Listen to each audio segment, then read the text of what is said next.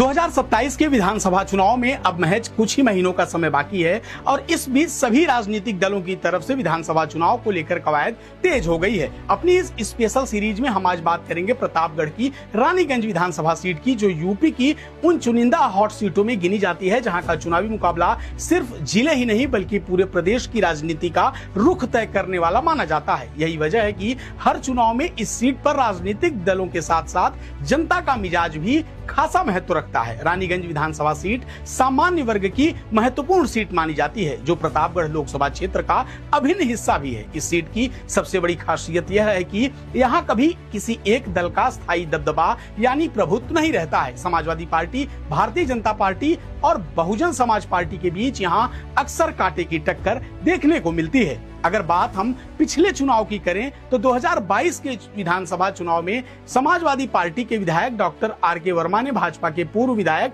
धीरज ओझा को हराकर जीत दर्ज की थी। वहीं 2017 में भाजपा के धीरज ओझा ने इस सीट पर जीत हासिल की थी। इस सीट के अगर राजनीतिक इतिहास की बात करें तो वो भी काफी दिलचस्प है। पहले यह इलाका बीरापुर विधानसभा क्षेत्र में शामिल था, जहां 1952 से 62 तक कांग्रेस का दबदबा था, यानी कि कांग्रेस का विधायक था। परसीमन के बाद 2012 में बनी नई रानीगंज सीट पर समाजवादी पार्टी ने पहली बार जीत हासिल की और प्रोफेसर शिवाकांत ओझा विधायक के साथ साथ सरकार में मंत्री भी बने। अब बात यहाँ के जाति और चुनावी समीकरणों की करें तो रानीगंज सीट पर ब्राह्मण मतदाता सबसे निर्णायक भूमिका में माने जाते हैं। इसके बाद दलित, मुस्लिम, ओबीसी और यादव मतदाताओं का भी इस सीट पर काफी प्रभाव देखने को मिलता है। 2019 के आंकड़ों की बात करें तो यहाँ करीब 3,21,000 से ज्यादा मतदाता हैं। 2027 के चुनाव को लेकर अब यहाँ सियासी सरगर्मी भी तेज दिखाई दे रही है। 2022 में मिली हार का बदला लेने के लिए भाजपा नेता और पूर्व विधायक धीरज ओझा लगातार जनता के बीच सक्रिय नजर आ रहे हैं। संगठन और सरकार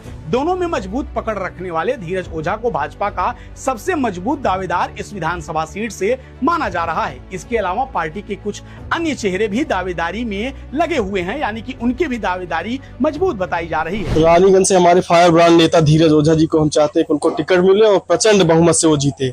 जितनी सीट उत्तर प्रदेश में भारतीय जनता पार्टी की निकले उतने वोटों से धीरज ओझा जीते।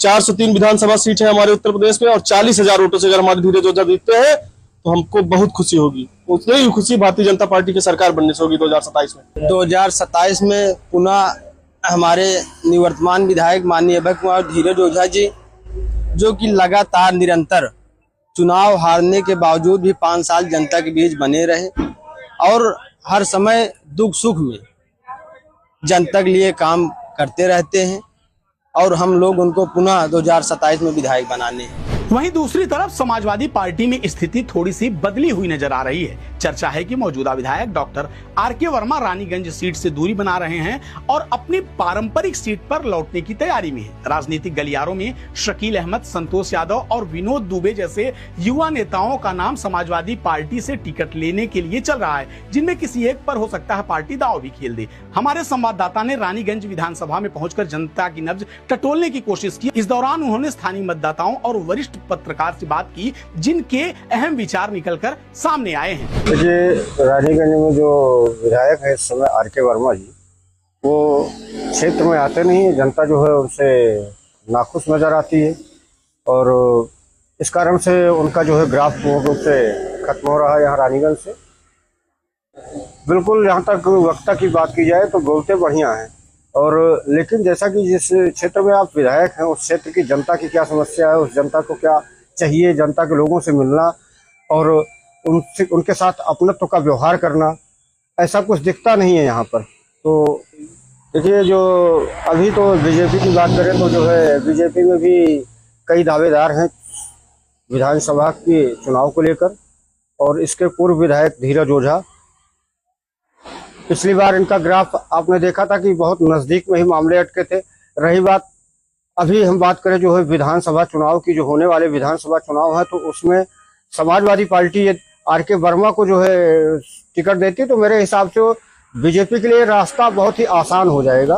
ग्राउंड रिपोर्ट और स्थानीय समीकरणों को देखें तो फिलहाल इस सीट पर भाजपा का पलड़ा थोड़ा सा भारी नजर आ रहा है। हालांकि चुनावी राजनीति में आखिरी और महत्वपूर्ण फैसला जनता के मतदान से ही तय होता है। अब देखना ये दिलचस्प रहेगा कि क्या भारतीय जनता पार्टी इस सीट पर वापसी कर पाएगी या फिर समाजवादी पार्टी किसी नए चेहरे को उतारकर मुकाबले को अपने लिए और दिलचस्प बनाएगी। आप क्या सोचते हैं? इस बार रानीगंज विधानसभा सीट पर जनता किसे मौका देगी? कमेंट करके हमें जरूर बताएं।